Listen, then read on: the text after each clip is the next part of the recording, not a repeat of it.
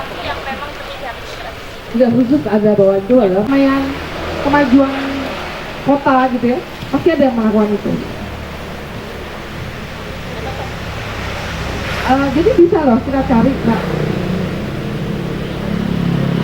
Jadi masih bisa kita cari di antara itu. Ya. Kalau dari sisi modern sih, Tangerang udah banget ya. Dari itu loh, Mbak. Banyak sekali pendapat. Itu hampir tenggelam tuh upacara itu, gitu ya. Tapi masih ada yang melakukan. Jadi kita memang harus terus di lapangan. Kita harus cari-cari informasi mana sih yang melaksanakan itu. Biasa di kampung-kampung.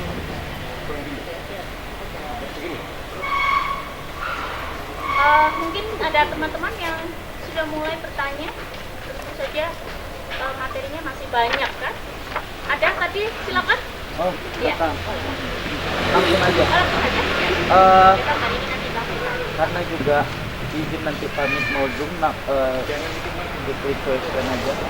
Bunda, kan memang Bunda ini dari dulu cukup karena Tante mengikuti karya-karya Bunda, cukup dekat dengan isu-isu riset, gender, dan semacamnya.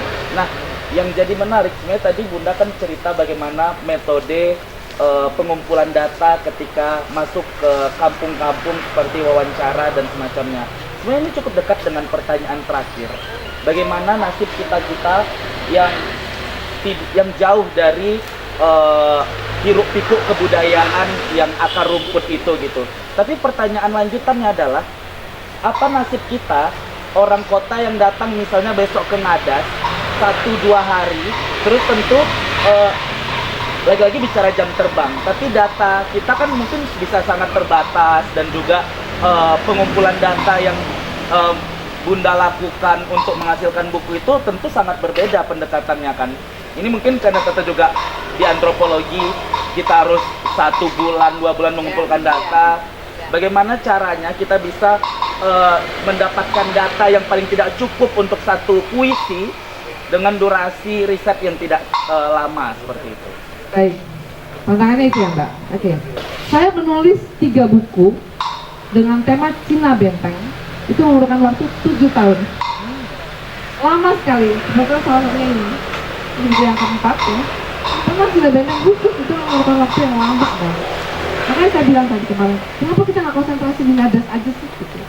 Tapi ternyata kan memang kita kan PKT ini banyak banget itunya. Kalau saya melalui sebelumnya memang di satu tempat cuma 2 hari gitu ya. Tapi nggak apa-apa, itu masih bisa dilakukan dengan metode riset sederhana aja gitu ya. Tapi yang bisa menguatkan adalah dengan data pustaka itu. Jadi teman-teman dipaksa untuk membaca, nggak bisa enggak gitu ya. Kalau teman-teman mau puisinya bagus, ya baca. Tentang apa? Ngadas besok, ya, Ngadas. Kita ada kan perpustakaan Ngadas, atau kita cari Google misalnya gitu, atau kita cari di perpustakaan nasional, di perpustakaan daerah juga banyak ya buku-buku tentang itu. Jadi sebenarnya kekurangan kita teman-teman semuanya kurang membaca. Membaca itu yang benar berguna tentunya itu. Satu lagi tantangannya kita ya Mbak Yati. Ketika kita menulis, kemarin saya udah bilang sih di acara kemarin di PDS. Ketika kita menulis puisi berbasis tradisi dan riset, kadang-kadang kita lupa dan kita terjebak pada bahasa reportase. Jadi kita itu menulis puisi, tapi seperti laporan perjalanan gitu ya. Nah itu kan kurang dalamnya kita. Kita ngapain kesini? Tapi kita ada yang mau kita angkat. Kita besok datang nih ke Ngadas nih ya, besok ke Ngadas. Kita mau angkat apa sih? Coba saya mau tanya yang enggak. Yang Ngadas rencananya kita mau angkat apa? Tahu upacara apa? Bagaimana perempuan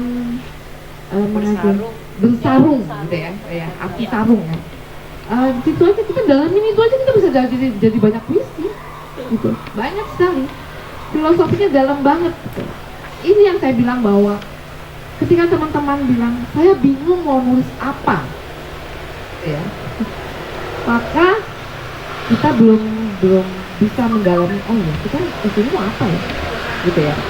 Jadi itu yang nomor 1, ide itu harus kita sadari penuh bahwa di balik apa yang mau kita tulis ada peristiwa gitu ya, perenungan peristiwa yang terjadi di balik itu gitu ya. Begitu kira-kira sudah cukup, Kakak? Cukup ya. Oke. Oh, lanjut. Silakan Kak Bumi. Setelah anaknya ibunya. Jangan lupa susah ya. Setelah anaknya ibunya. anak teater masa Itu kan menakutkan kan ya? Pak Beni izin Pak, Malik izin. Menakutkan ya gayanya ya. Boleh lah. Izin mau bantai. Terima kasih. Sini lah ya biar kelihatan. Sebetulnya kalau kita bicara tradisi, itu kita akan selalu dimentahkan dengan kekinian, ya. Ragu udah kurang kedengaran. Oke, ternyata nggak dengar. Jadi habis energi. Oke, jadi sebetulnya kalau kita bicara tradisi, itu kita akan dimentahkan dengan persoalan kekinian. Oke, sepakat nggak itu dulu? Kalau bicara tradisi saja ya, misalnya nih, coba kita lihat deh, mak-mak yang di spanduk itu bajunya. Ya, kayaknya kan nggak kekinian banget, nggak kita banget. Tapi teman-teman, yang kita ulik tradisi itu bukan just hanya tradisi, tapi nilainya. Oke? Nilai luhurnya itu, nilai luhur di dalam tradisi itu apa? Ya, tadi Teh Rini sudah menyebutkan tentang tradisi. Nanti teman-teman boleh baca 10 objek kemajuan kebudayaan. Kita ngajunya ke situ aja deh, saya bacain ya. Misalnya di dalam 10 objek kemajuan kebudayaan itu ada tradisi lisan. Oke?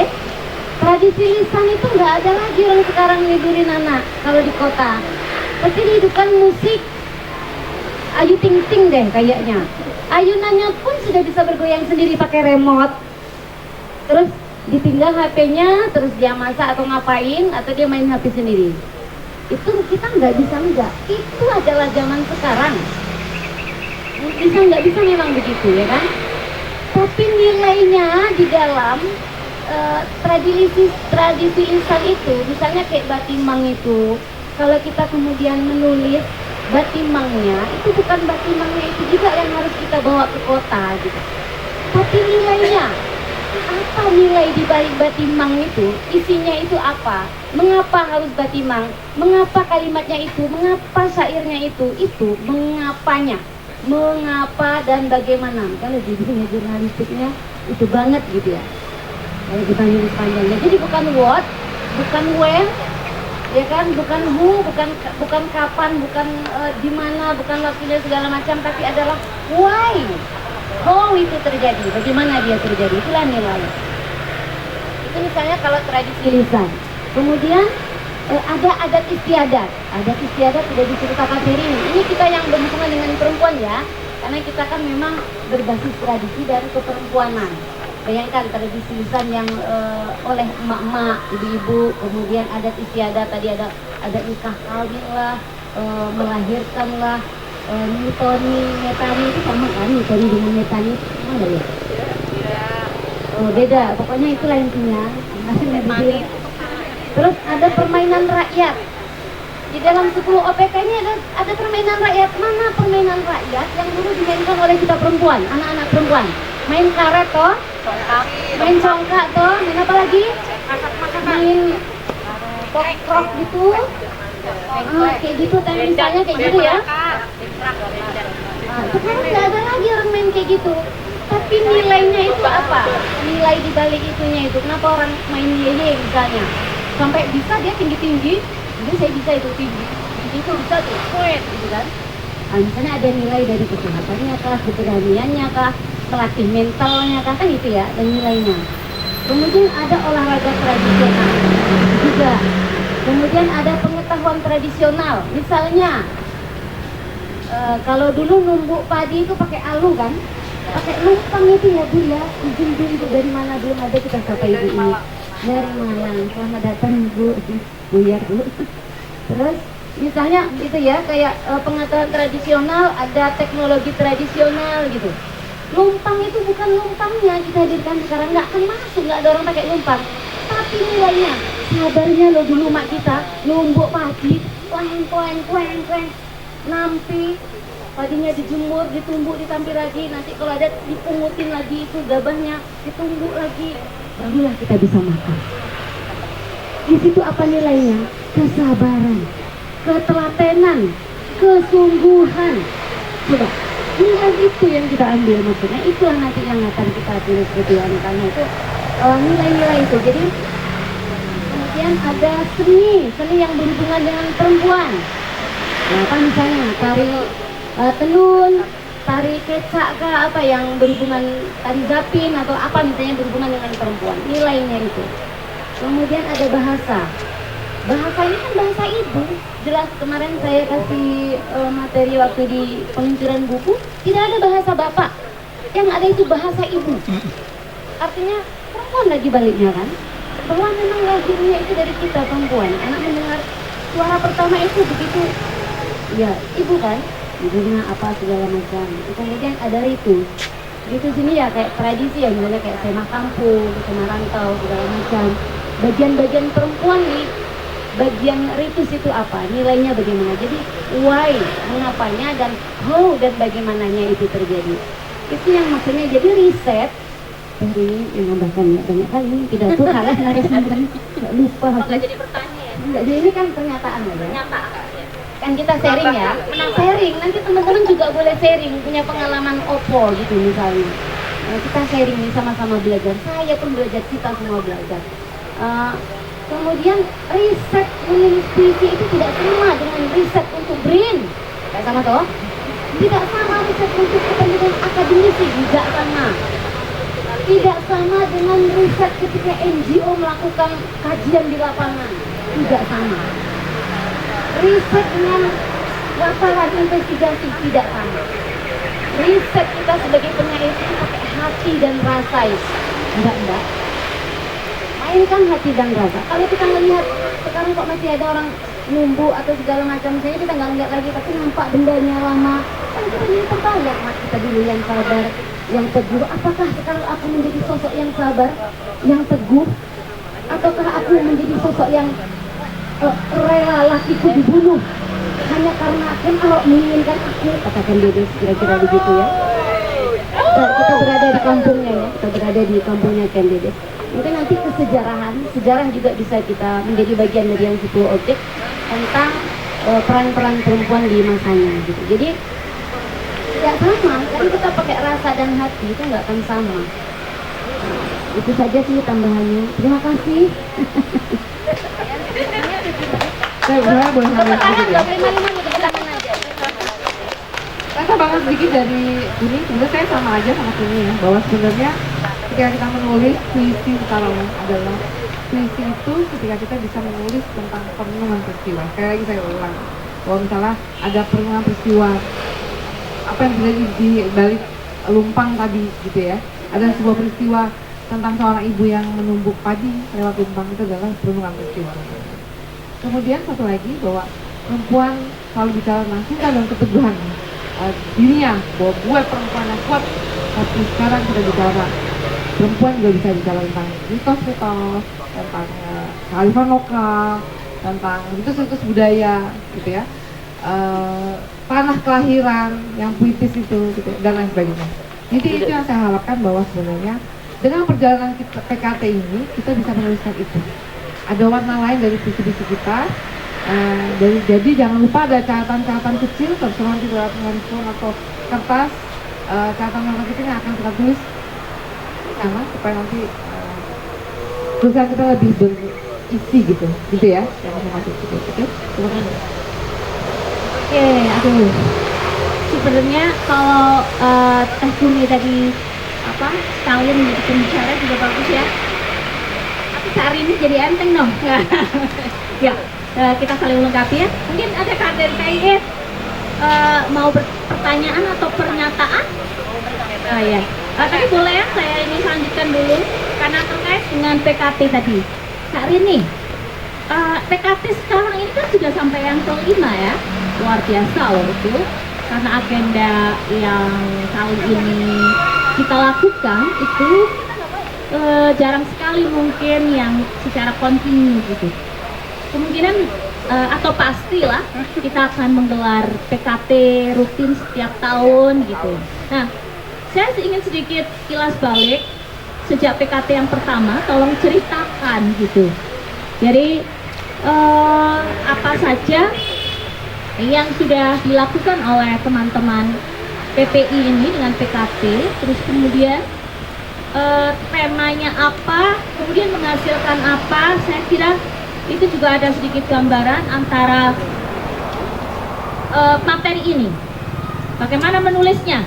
Kalau PKT itu kan kemudian tidak hanya sambang, berkunjung, melakukan riset, tapi ternyata ada hasil. Mungkin itu akan dilakukan oleh orang per orang yang nantinya ketika dia melakukan riset secara personal mungkin akan menghasilkan buku yang sama gitu dengan PKT. Nah, itu saya ingin ceritakan dulu. 5-nya itu Kak Rini mungkin sudah mengikuti semuanya kan? Ya, tolong mungkin bisa diceritakan dari hasil juga kan? Kak Rini selalu terlibat. Dari setiap PKT, dari PKT ke PKT memang ada perubahan yang lumayan agak banyak gitu ya. Buku pertama Palung Tradisi kita bicara tanpa PKT, tapi itu buku kita pertama kita bicara soal tradisi, apa aja yang perempuan lakukan untuk merawat tradisi itu di Palung Tradisi. Kemudian buku kedua Tahun berapa ya? itu tahun 2019. Oke. Kemudian Temanten itu adalah penghasil PKT dari Garut ya, Teh Ratna. Oh, ya. Cuma yang temanten ini Tidak dianggap. yang menulis boleh ikut di PKT, yang nggak ikut pun boleh ikut tulis, itu ya kayak. Nah. Kemudian temanten karena tema-temanya temanten, makanya dia bicara banyak juga peristiwa pernikahan, kalau tidak pernikahan, tapi ada juga beberapa yang bicara soal itu. Tapi memang kita sadari di PKT Garut itu memang agak kurang dalam di hasil risetnya gitu ya. Nah, karena itu PKT pertama. Kemudian kedua Jogja ya. Jogja sebenarnya saya nggak ikut. Jogja Umbul Pasiraman saya nggak ikut. Tapi itu yang nggak ikut pun boleh ikut nulis gitu. Nah, kemudian di PKT keempat di Ajari Aku Baduy itu sudah mulai berubah dan agak sedikit kelas. Yang tidak ikut PKT tidak boleh ikut nulis. Mulai berubah dari Baduy. Nah, saya berharap bahwa itu adalah oleh-oleh dari teman-teman yang ikut PKT. Kalau yang nggak ikut nggak boleh ikut nulis, gitu ya. Sudah mulai berubah di Ajari Aku Baduy. Sudah mulai kelihatan, gitu ya. Perbedaannya ya. Perbedaannya jelas. Dan mulai lebih Antaranya apa Kak? Kalau melihat dari hasil lebih terarah. Kenapa? ada bedanya dengan menulis tidak ikut dengan Nah. menulis dengan ikut. Kedalaman bahasanya enggak? Kedalaman bahasa beda ya. Kemudian di buku Lampung juga sama, kita memperlakukan yang tidak ikut PKT tidak boleh ikut nulis. Walaupun ada yang ikut tapi nggak ikut nulis. Oke. Gitu ya. Nggak apa-apa, nggak apa-apa. Tapi kan kalau kita kan berpikirnya sayang loh, udah jauh-jauh ikut PKT kok nggak ikut tulis gitu loh. Itu kan buat kita kan. Jadi sebenarnya poin yang paling penting itu. Kita ngapain capek-capek? Kita nggak ikut tulis. Itu nomor satu yang mau kita ambil kayak waktunya gitu ya Pak.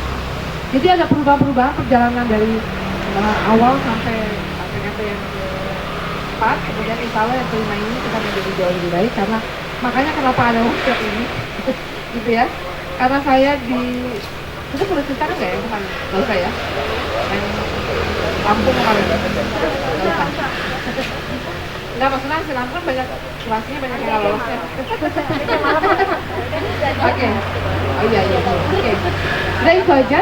Yang jelas begitu perkembangannya Mbak, dari tahun ke tahun mengalami beberapa perubahan dan mengarah ke lebih baik. Amin.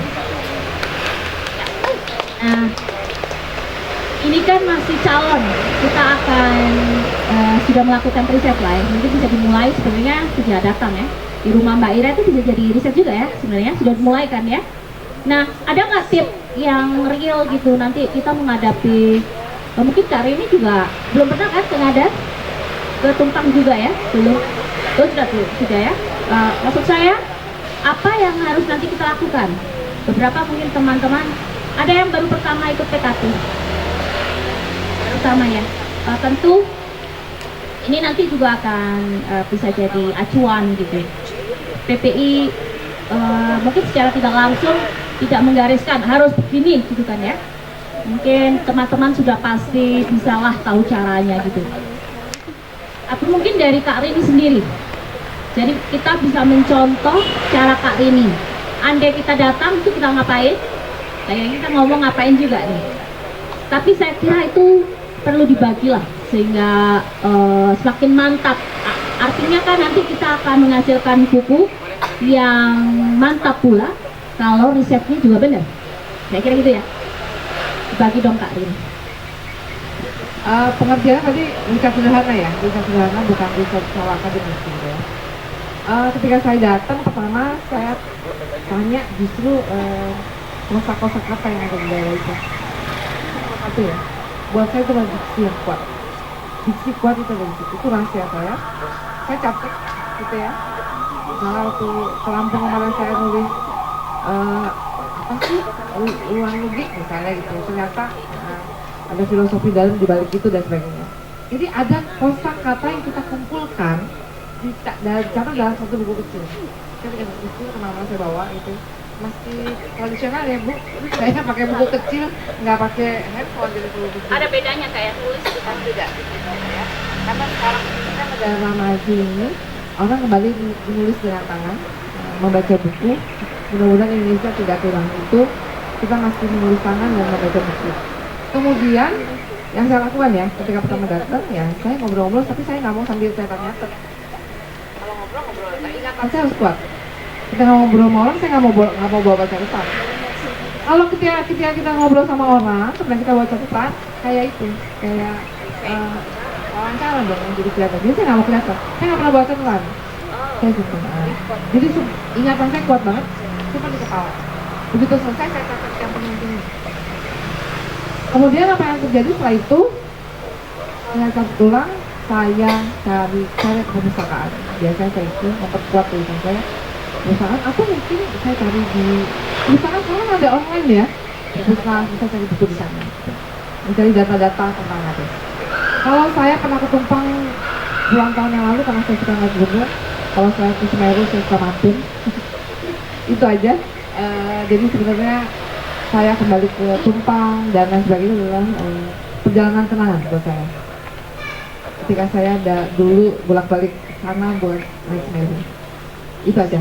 Enggak mau, enggak itu aja. Kayaknya ada yang masih disimpan cara Karin itu. Aduh apa ya? Dua kayaknya nih. Itu tadi. Tadi dua. Mencatat lalu pergi ke perpustakaan atau browsing. Ada lagi mungkin. Tadi yang tadi saya tekankan tentang peristiwa. Misalnya ketika ibu itu cerita soal bagaimana upacara menyambut kelahiran seorang anak, apa yang dia lakukan itu yang kita rekam. Mau merekam wawancara jam-jam boleh, apa-apa gitu ya. Tapi kalau saya sebenarnya lebih kepada ingatan, tapi lama banyak orang yang lupa ya. Gitu. Makanya nanti PKT tahun ini tidak boleh lagi tahun depan ngumpulin pasca, ngumpulin puisinya. Bulan September harus kumpul, gitu, supaya nggak lupa. Apa ya? Ya itu peristiwa awalnya dari itu pengumpulannya gitu. Oke, makanya kayak gini misalnya contohnya puisi Lampung kemarin yang paling kuat adalah puisinya, saya buka sebentar ya, puisinya Iin karena memang dia orang Lampung dan dia banyak berkecimpung orang Lampung asli ya. Dia menunjukkan banget bahwa dia orang Lampung asli, bagaimana dia punya kosakata tentang daerah dan sebagainya itu lebih lengkap dan ada rasanya. Gitu. Ketika kita Itu versi editor ya? Iya. Editor belum tentu kan? Berarti nanti dia mati kutu ketika ketumpang ya? Kita lihat nanti Tumpang maksudnya itu.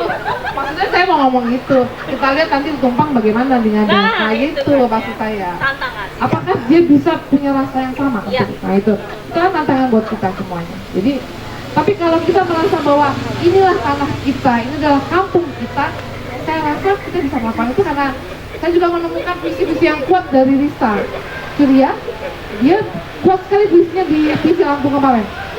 Saya mengakui itu puisi-puisi Risa kuat sekali karena dia menulis dengan rasa, saya rasa gitu ya. Rasa. Semoga teman-teman nanti bisa mengikuti jejak teman-teman bahwa ada rasa yang harus dibangun. Rasa, kemudian tadi apa Risa tadi data pustaka jangan lupa gitu ya. Gitu aja. Sebenarnya itu ya rahasia sederhananya. Ada lagi yang masih saya dicurigain sama dia? Kayaknya iya, karena maksudnya gini, setelah buka catatan di rumah, apa yang tuh? Kan nemuin kata-kata doang gitu kayak ya. Oh tapi oke lah, nggak apa-apa, itu simpan aja. Saya justru ingin tanya tentang ini, selalu kan ngomong kan mudah banget. Lakukanlah dengan hati, rasa. Emang yang mana sih gitu ya? Bagaimana? Hati yang mana gitu? Yang berasa itu yang mana? Ya itu menerjemahkannya itu agar mungkin kita nggak bayangan-bayangan gitu ya. Oh ya, apakah bisa dijelaskan gitu? Yang penting bukan dari hati yang terluka ya. Kayak judul film. Artinya gini, kalau saya memang kan di sela-sela waktu bekerja nih, buat ibu yang bekerja juga, dalam waktu yang bekerja lumayan agak sibuk gitu ya, saya harus punya waktu 1 hari atau 2 hari yang saya nggak ngapa-ngapain. Saya bilang sama suami, kebetulan suami saya orangnya pengertian banget, ya hari ini aku mau nulis 2 hari, jangan disuruh apa-apa ya. Jadi saya nggak mau diganggu dengan apapun, saya konsentrasi untuk ada misalnya, atau saya tinggal ke Lampung kemarin. Oh ya, oke. Kalau suami saya, kita ngerti. Oke, apa-apa. Saya nggak ngapa-ngapain, saya nulis nah gitu. Jadi saya baca, saya perlu waktu yang memang khusus gitu. Itu juga rahasia ya. Rahasia. Karena kadang-kadang ibu rumah tangga tantangannya adalah ibu pekerja, penulis, ibu rumah tangga, ibunya anak-anak. Ya, itu luar biasa. Makanya tepuk tangan dong buat perempuan-perempuan hebat ini. Nah, kalau buat saya, ya apa?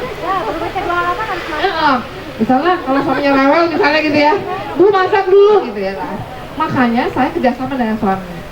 Ya hari ini saya 2 hari jangan diganggu ya. Berarti anak yang tidak punya suami ya, kan Iya. kerja sama ya? Oh iya. Belum tentu, siapa tahu nggak punya suami banyak kerjaan. Gitu. Kebetulan sekali suami saya suka masak. Cari Oke. suami yang bisa masak Oh kan? iya. Tipsnya. Enggak itu jadi itu kerjasama aja. Tapi kalau misalnya itu sebenarnya ngatur waktu aja. Boleh juga kita pagi-pagi kita masak dulu, beresin rumah dulu. Abis itu kita bilang sama suami, saya mau nulis dulu misalnya. Saya memang tipe orang yang harus konsen. Ya, gimana saya bisa menyelesaikan 1 buku dalam 1 minggu, bisa asal saya nggak diganggu. Tapi kalau kamu bekerja lumayan agak rantang gitu ya. Kalau diganggu arisan, Mas diajak nongkrong. Saya biasanya saya ini hiatus gitu ya. Yang saya seminggu misalnya, itu saya bisa masuk buku misalnya gitu. Yang saya benar-benar nggak ngapa-ngapain, nggak keluar, nggak ketemu orang dan gitu. Tapi Rasa baru keluar. kalau itu makanya setiap orang punya proses kreatifnya masing-masing dan setiap orang nggak sama. Mungkin cara saya ini salah satunya. Tantangannya ketika saya juga harus menulis di tengah hiruk pikuk kehidupan ini juga bisa ada waktu-waktunya gitu. Cuma memang kita perlu waktu yang namanya kreatif tadi ya, bahwa kita butuh waktu sendiri untuk itu gitu. Nggak keganggu yang lain-lain. Itu kan salah satu tips aja gitu ya. Oke, ada lagi yang kira-kira dicurigain lagi? Selalu bilangnya mengakhirnya gitu aja gitu ya, makanya tuh saya kejar terus. Nggak mau gitu. Ada teman-teman, saya kembalikan ke teman-teman aja karena waktu kita sepertinya tinggal 40 menit lagi berakhir di pukul 5, sehingga silakan mungkin yang dari Surabaya, Kak Sarah gimana ya, Asra, oke. Kalau ya saya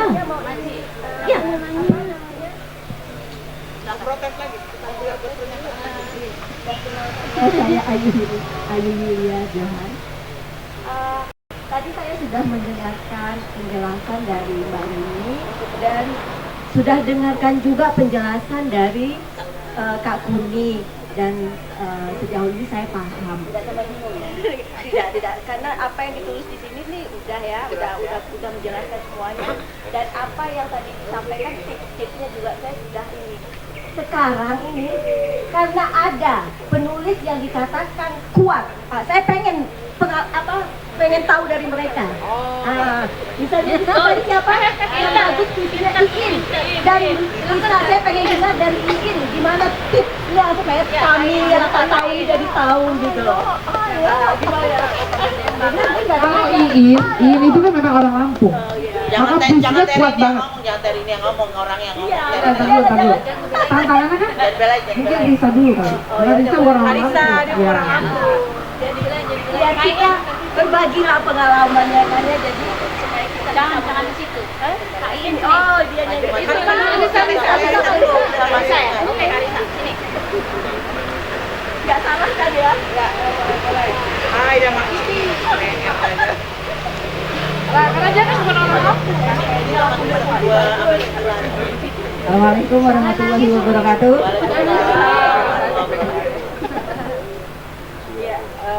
Mungkin dekat lagi kan?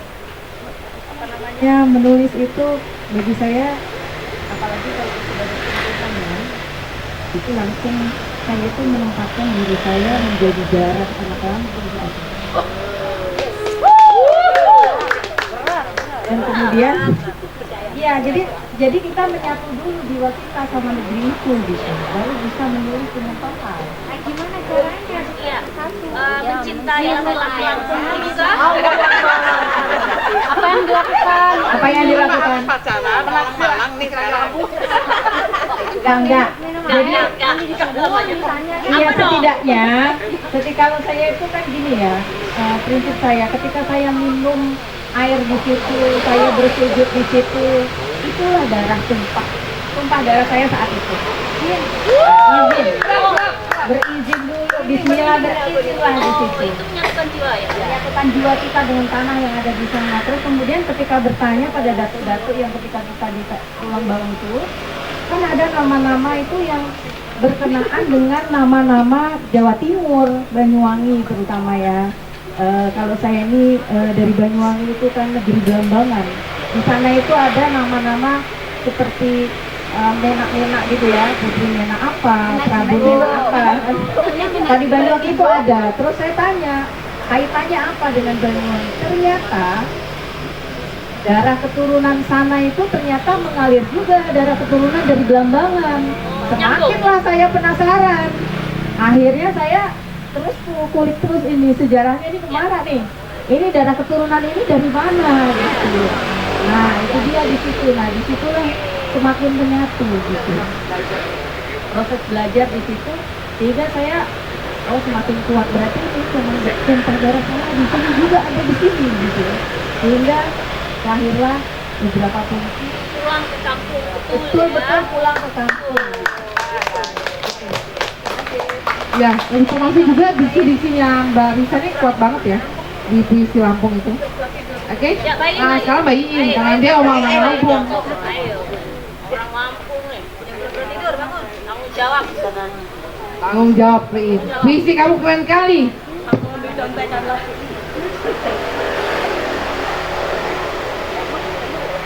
Soalnya aku ini nantang.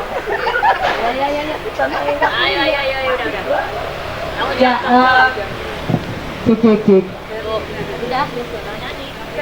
Baca puisi. Kalau aku itu gini Kak, kalau menulis itu aku setuju sekali dengan apa yang dikatakan oleh Kak Rini tadi ya, bahwa model kita itu kan kita pasti mengenali cara belajar kita masing-masing itu apa gitu. Proses kreatif kita pasti berbeda-beda. Aku berbeda, aku ini pasti berbeda. Tapi yang pertama yang harus kita tahu adalah kita kenali diri kita. Proses kreatif kita itu kemana gitu loh. Apa itu dulu? Misalnya Maci sukanya nyanyi. Maka pintu masuk Maci, kupikir adalah menemukan nyanyian di dalam situ, gitu, di dalam tradisi itu. Nyanyian itu pasti akan membawa kita kepada narasi, kepada sejarah, apa ada bentuk-bentuk di situ. Nah, dari situ menemukan pintu masuk. Kak Devi suka sekali musik. Begitu dia udah naik tangga itu, dia denger cetik itu udah mulai dia dapat puisi. Dia banyak kali puisi dia tentang musik di situ yang berirama gitu. Nah, kebetulan memang aku bukan orang Lampung asli, tapi dari kecil aku sudah di Lampung. Dan Tubaba adalah daerah eksotik yang menurutku karena aku tahu jeroannya itu, ada narasi yang mau dibangun ulang di Tubaba.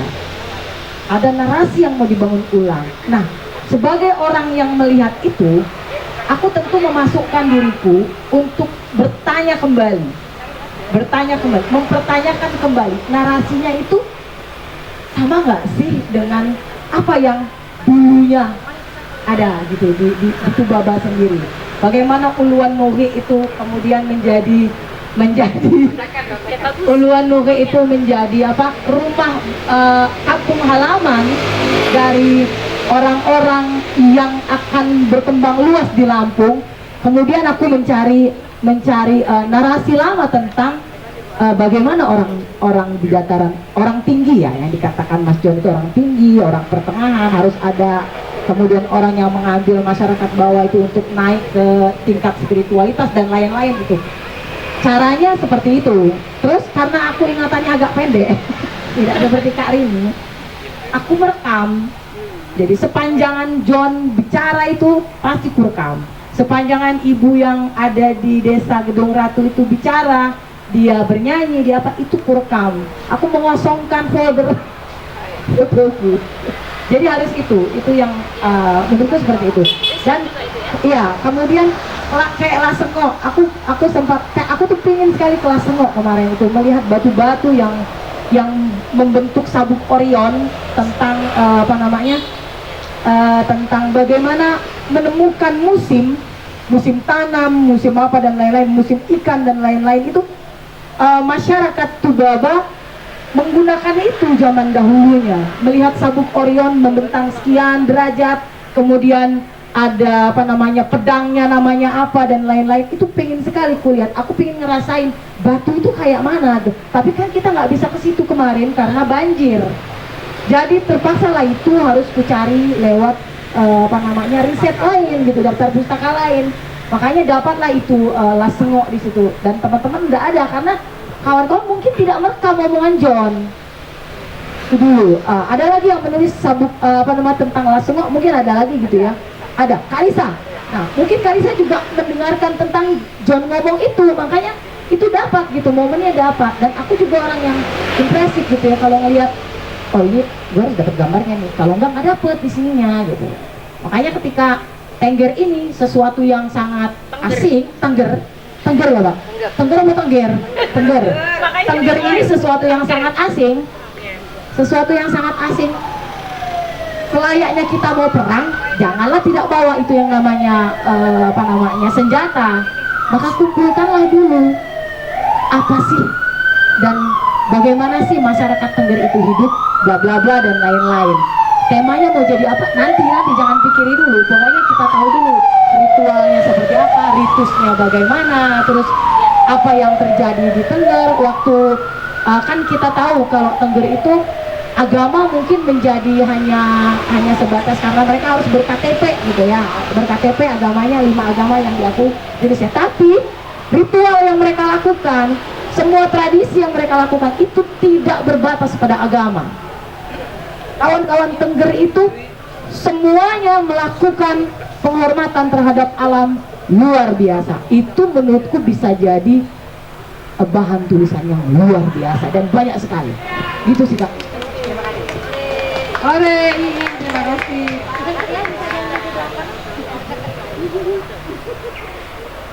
Teman-teman tanyalah, kayaknya makin seru gitu, meskipun tidak langsung ke pembicara kita. Dari Mbak Rini, itu termasuk sebenarnya adalah bagian materi. Dari Mbak Mbak Kuni lagi juga tadi. Siapa tuh lagi yang mungkin akan membagikan juga? Kayaknya karena katanya kan dari pengalamannya pasti berbeda. Jadi kayaknya tipsnya tadi saya catat 4 bahkan 6 dari Mbak Rini, yang ada satu lagi dari Mbak Iin tadi, siapa lagi yang mungkin akan berbagi itu aja? Mungkin yang terkait sama PKT keempat, nyulam kata di tanah lada, kan artinya itu tergres kita gitu ya kali ya. Ada siapa? Mbak tadi angkat tangan. Oh iya, Mbak Mimin. Mbak Mimin dari Tulang Lombok Barat, ya kan? Tubaba. Tubaba. Sini kau, Tubaba. Mbak Mimin termasuk yang kuat juga. Ya, Tubaba.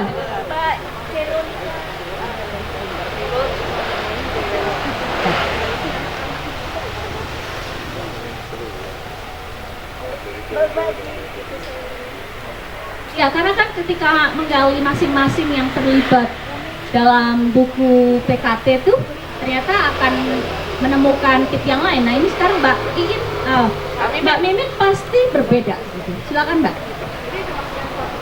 Nah, ya kan? Assalamualaikum warahmatullahi wabarakatuh. Berat. Ya, sebelumnya mohon maaf sekali ya, karena memang sebetulnya saya KTP Tubaba itu saya tahu pertama sekali riset, ya Mbak ya, kita pertama sekali saya nggak tahu Tubaba banyak. Mbak Iin lah yang paling banyak. Kenapa? Karena KTP saya di Tubaba, tapi saya tinggal di Bandar Lampung. Inilah wajah saya. Tapi saya tertantang untuk itu. Jadi pertama sekali saya datang bertiga dengan Mbak Iin dan Mbak Zauza itu sudah mendapatkan informasi yang banyak tentang Tubaba. Masya Allah, dia tidak tahu Pagar Dewa, tidak tahu Gedung Ratu, luar biasa ya Mbak Iin ya. Akhirnya dari situ saya belajar. Saya malu sekali, orang Tubaba nggak tahu Tubaba. Ini saya, wajah saya ini. Ya, berkat kehebatan dari banyak sumber, akhirnya menemukan, karena intinya bahwa penyair itu kan kita harus pandai mencuri apa kata-kata yang memang unik, yang karena setiap kata di dalam puisi itu kan mengandung makna. Jadi kita harus menggali rasa. Jadi bagaimana kita mencari kata-kata yang the best tapi eksklusif yang berbeda dengan kebanyakan dipakai pada umumnya. Mungkin seperti itu sih. Jadi kita mencari Kata apa Kak? ya. Ingat kata apa gitu? Iya. Gedung Ratu masih ada. Iya. Kok saya jadi agak lupa nih ya. Iya. Banyak hal yang memang dibuat dengan definisi yang lain. Bahasanya seperti itu ya. Kalau itu kan kita kadang-kadang perlu waktu tersendiri ya untuk mencari imajinasi yang mungkin memang harus kita gali. Intinya seperti itu. Yang jelas samalah dengan Mbak Iin, dengan teman-teman yang lain, bahwa hal yang terpenting pada saat kita membuat puisi itu, kita tidak melihat karya orang lain. Kalau saya seperti itu, saya fokus kepada apa yang ada di pikiran saya tulis, saya coret lagi, saya tulis lagi, saya coret lagi, mungkin seperti itu. Akhirnya ya tidak bagus mungkin puisinya, tapi ada sedikit nyawa-nyawa yang ada di sana yang bisa ditampilkan di sana, yang mungkin berbeda dengan kebanyakan puisi yang ditulis pada umumnya. Mungkin itu tipsnya. Ya, terima kasih banyak. Ada yang mau nambah? Ada yang mau nambah? Ada? Kalau saya mau tambahin sedikit lah, Hadi. Dari seluruh puisi Lampung yang menulis tentang Putri Gedung Ratu hanya 2 orang, Mbak Mimin dan Risa. Putri Gedung Ratu itu adalah cerita tentang yang ditulis oleh seorang Chinese, penulis cerita zaman dulu. Itu isinya yang kita fotokopi, yang kita beli 100.000 fotokopi, itu kayaknya jarang ada yang baca, makanya nggak ada yang nulis itu, kecuali Mbak Mimin sama Risa itu, tentang Putri Gedung Ratu. Oke, udah itu aja. Mbak Nia mau nanya. Oh, Mbak Dia mau nanya. Silakan lanjut bertanya. Ya, aku mau bertanya. Saya ini. Sebenarnya saya dengan Putri PKT ini saya sudah sempat ya. Jadi ada pengalaman langsung mengerjakan sebuah kampung tradisi. Walaupun di sini memang ada jarak ya, karena kan bukan tradisi saya. Jadi saya mengalami kendala ketika misalnya saya datang, kemudian misalnya kita juga cari referensi terkait tradisi itu, tapi ketika akan menuliskan karena berjarak, misalnya kan peristiwanya itu sudah terlalu lama, kemudian kita tidak mencatat hal-hal yang penting, dan secara tradisi memiliki jarak gitu. Kalau kalian kan memang tidak sana, jadi kan pasti keluar. Nah kalau saya kan saya bukan orang sana gitu. Kemudian cara penulisannya juga penulisannya agak berjarak. Jadi ketika akan menuliskan kembali, saya harus mengingat kembali apa yang menarik bagi saya ketika di sana. Tapi karena sudah berjarak, jadilah kesulitan menemukan, misalkan harus ada rasa di situ. Kemudian memposisikan saya ketika untuk menuliskan sesuatu yang menarik itu. Jadi itu menjadi bagian kelemahan bagi saya. Itu bagaimana triksnya atau tipsnya dari Teh Rini. Itu aja. Trik yang pertama, nulisnya jangan terlalu jauh dari waktu PKT gitu ya. Kalau kemarin Lampung terlalu jauh buat menurut saya, maka banyak sekali puisi-puisi yang kering gitu ya. Tapi kalau ini sekarang saya harap bulan September sudah mulai nulis gitu ya, nggak ada kata nanti-nanti. Jadi PR terbesar buat kita gitu ya, terkumpul nanti boleh dipelajari soal ini. Satu itu, kemudian catatan kita lengkap. Kalau tadi bayangin pakai rekaman, dia sendiri padahal dia orang Surabaya ya, orang Lampung ya, dia pakai rekaman kan. Saya malah nggak ngerekam, saya nulis aja, nulis tuh poin-poin penting menurut saya.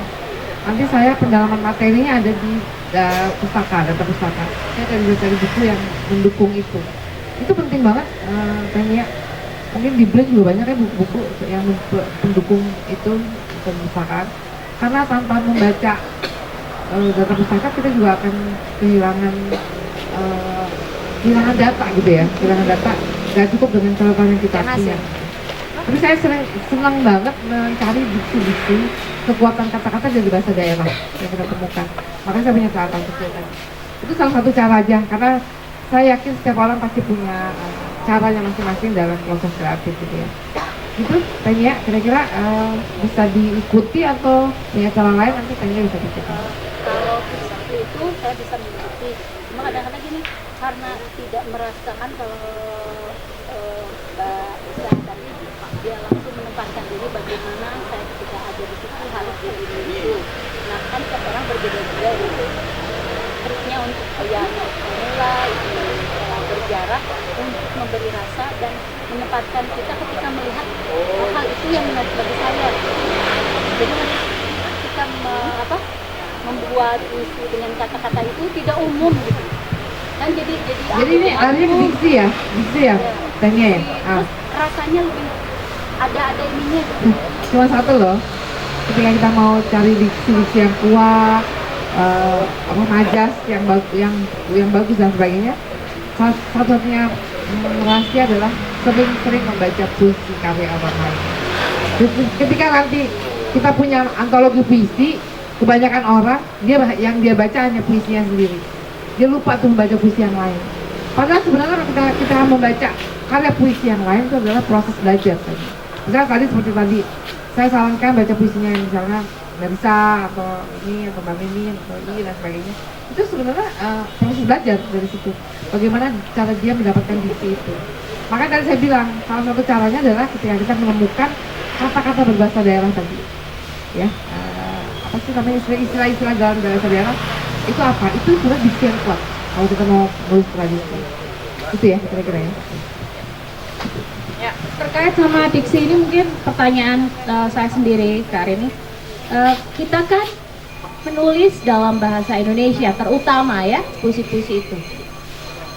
5 buku itu pasti demikian, 4 buku demikian. Nah itu bagaimana cara menerapkan kata yang itu berasal dari temuan-temuan ketika di lapangan, yang itu berbau tradisi, dengan bagaimana menggabungkannya dengan kalimat atau kata yang itu dalam bahasa Indonesia. Karena kemungkinan kata itu hanya menjadi pelengkap, bisa jadi kan ya.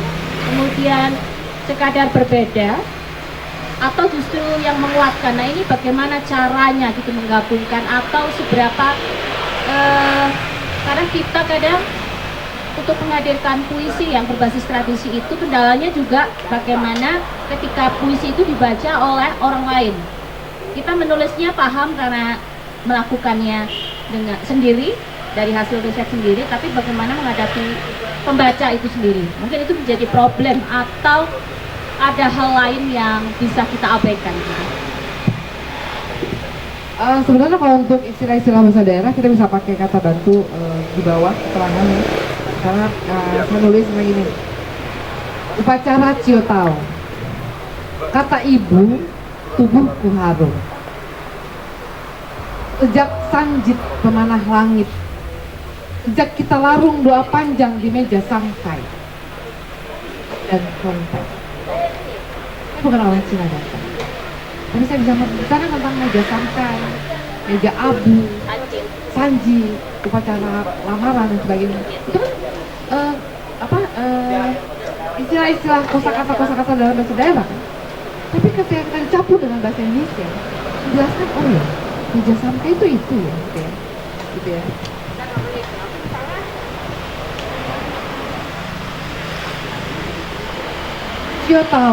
Ciotao. Orang bingung Ciotao apa ya? Kamu menulis gini, Ciotao. Aku Cina Benteng yang menyiapkan baju pal, yang menjalani takdir, mengunyahi getir. Diksi itu ya. Benar? Sebab darah dari tanah dan sejarah. Dalam gitu ya, dalam gitu ya. Kemudian Ciotao ini kan bajunya sendiri sekarang udah mulai jarang, susah didapatkan. Orang mesti bikin ulang. Maka aku bilang, Ciotao, kuperam semua kepatuhan, mengenyam dalam tubuh yang abu, menunggu cahaya dari nyala lampion. Karena kepatuhan yang pada leluhur, maka aku peram kepatuhan itu untuk menjalani upacara Ciotao dengan menggunakan baju pau yang sekarang sudah susah didapatkan. Gitu ya. Jadi sebenarnya dengan bahasa daerah itu nggak sulit kita menjelaskan itu dengan bahasa yang begitu. Maka memang kita harus belajar membuat diksi. Kemudian diksi itu bisa lahir dari mana? Sering menulis, dan membaca. Nah diksi itu bisa lahir. Gitu ya. Kira-kira sini contoh aja ya, Oke, terima kasih. Sisa 10 menit. Teman-teman masih oh iya, yang masih kelas 7 tadi? Mau nanya deh? Ya? Enggak? Bapak-bapak mau nanya Oh iya, nggak? Bapak. Oh iya, boleh. Ada, oke. Silakan. Mas Joni kan yang udah dapat bukunya nih. Satu-satunya bapak. Kamu tuh udah dapat bukunya baca apa? Justru ini sudah dapat sahabat saya nih lama. Dulu kita di kantor Rebuan ya, di tim di PDS lama. iya PDS lama. KPI. 12 tahun yang lalu. 12 tahun yang lalu. Tapi hari ini kayaknya yang paling cantik saya. CLBK ya. Beliau paling ganteng beliau. Paling cantik ya. Rambutnya panjang tuh. Jangan susah masalahnya. Ya aku mau baca puisinya aja. Karena aku dapat bukunya ini kan. Berani ya. Berani ya. Ini tuh reuni nih dengan sahabat-sahabat lama. Saya reunian sama Mas Joni. Pilihkan Mbak Rini, pilihkan. Jangan dia yang memilih. Ini adik-adik yang peserta mau baca juga. Yang ini. Saran mau. Ini ya. Oke. Lanjut. Pacaran lamaran dalam nah. Waduh. Agak dekat nih. Oh iya. Boleh difoto deh saya. Iya. Iya. Aduh, Sanjip ya. Apa ini bacaannya? Sanjip ya, Sanjip.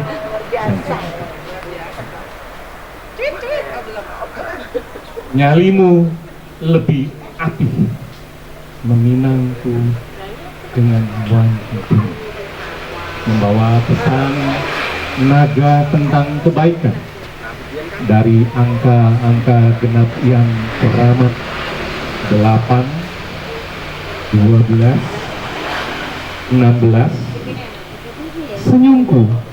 Senyummu menghitung bilangan waktu, mengantarkan susu ibu yang bersemayam dalam dadaku.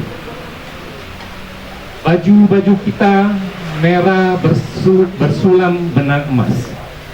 Keranjang buah manis melukiskan kegembiraan di tangan-tangan menengadah.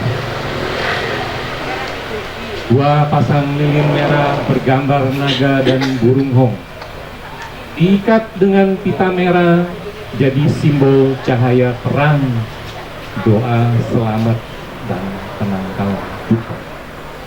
Seperti makna dari sepasang kaki babi dalam wadah yang juga berkain merah. Empan, sanjit, dan kue mangkok merah yang legit. Lekatkan berlapis-lapis, ingin yang kugantung di tinggi langit.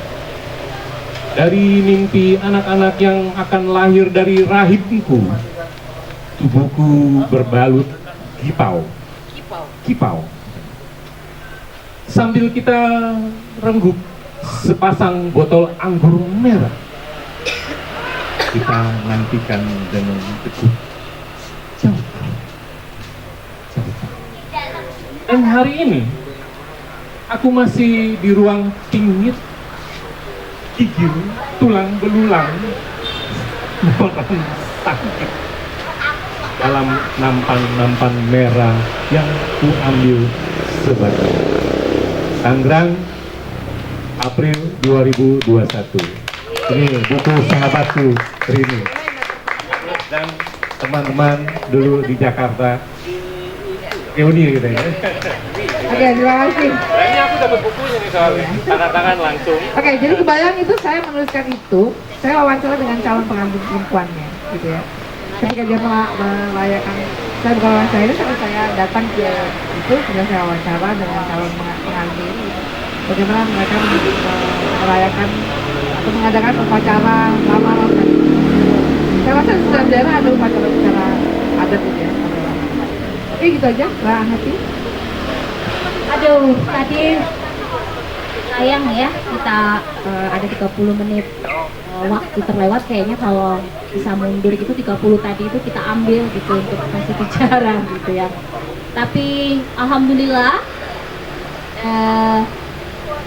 event pertama yang menandai perjalanan kita ke Malang dalam pulang kampung tradisi kali ini sudah dilaksanakan. Workshop menulis puisi berbasis tradisi dan riset yang disampaikan oleh Kak Rini Intama. Terima kasih Kak Rini. Nanti sambil pillow talk kita akan terus ya kan? Bisa bergantian di samping Kak Rini untuk curi-curi tip yang lain. Saya kira ini sebuah sore yang saya bayangkan ketika kita memutuskan untuk tidak memakai tenda. Bismillahirrahmanirrahim. Memang suasananya semakin sadu dan semoga nanti malam kita akan masih punya acara untuk membuka.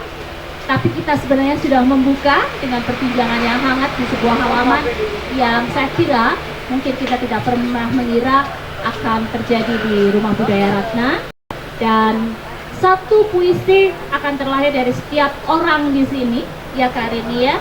Yang itu bisa jadi kalau saya boleh usul begitu, meskipun tidak dikumpulkan untuk menjadi buku puisi, dokumen-dokumen yang mungkin kemarin ketika diserahkan hanya 7, mungkin nih teman-teman sebenarnya hanya membuat puisi-puisi yang tidak diperuntukkan untuk PKT gitu.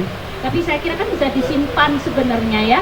Apapun yang terjadi gitu bisa dilahirkan dari apapun, karena ternyata bekalnya adalah rasa dan hati kita masing-masing, dan pasti kita akan selalu punya, tinggal sentuhan-sentuhannya. Kita mulai dari Rumah Budaya Ratna, semoga juga ini adalah satu acara yang semakin membuat komitmen kita untuk berpihak pada tradisi, budaya, seni, dan nilai kemanusiaan yang lain akan semakin teguh. Dan terima kasih untuk teman-teman yang menyimak. Ini satu sharing yang luar biasa karena didengarkan oleh keluarga sendiri, ditambah oleh teman-teman yang datang mengapresiasi. Dan terima kasih kepada Pak Benny Ibrahim. Terima kasih untuk suasananya yang tadi yang mengatur sound sendiri, Pak Benny Ibrahim, luar biasa. Terus kemudian Mas Malik juga dengan ramah menyambut kami semua.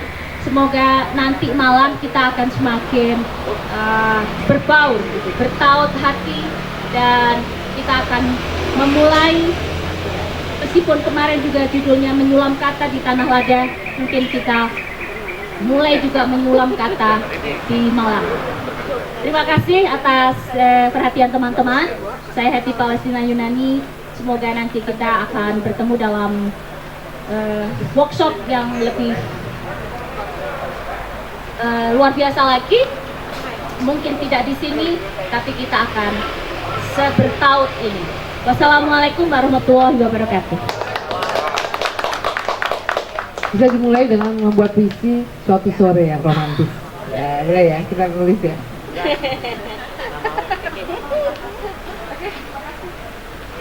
Jangan lupa untuk bersiap-siap lebih cantik karena nanti malam sudah pembukaan ya. Terima kasih. Mau serah-serahan buku. Oh iya.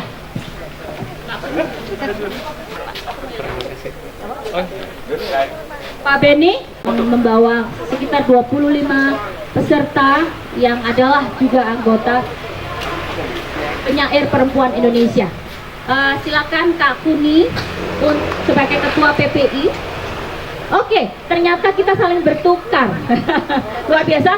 Dimulai dulu karena PPI yang datang, jadi mungkin Bapak akan menerima dulu dari kami, Pak. Ini satu buku yang kemarin diluncurkan baru saja 1 hari sebelum teman-teman kesini. Ada sebagian yang menyaksikan peluncuran ini di Gedung HP Yasin. Ya. Ini karyanya teman-teman. Ya. Menyusul Pak Benny yang akan menyerahkan satu buku, ternyata luar biasa, ternyata dari karya Ratna Indraswari Ibrahim. Baru rilis, jadi ini menang-menangan baru. Terima kasih Pak Benny Ibrahim, sudah diterima baik. Nantinya buku yang hanya satu eksemplar tadi nantinya akan disambung dengan beberapa buku yang akan kami kumpulkan dari buah tangan teman-teman dari berbagai daerah. Semoga buku-buku yang dibawa teman-teman nanti akan melengkapi RBR ya Pak Benny. Oke, matur nuwun sekali. Nanti malam kami akan menggelar pembukaan. Jadi selamat jumpa dalam 1 jam, 2 jam ke depan. Wassalamualaikum warahmatullahi wabarakatuh.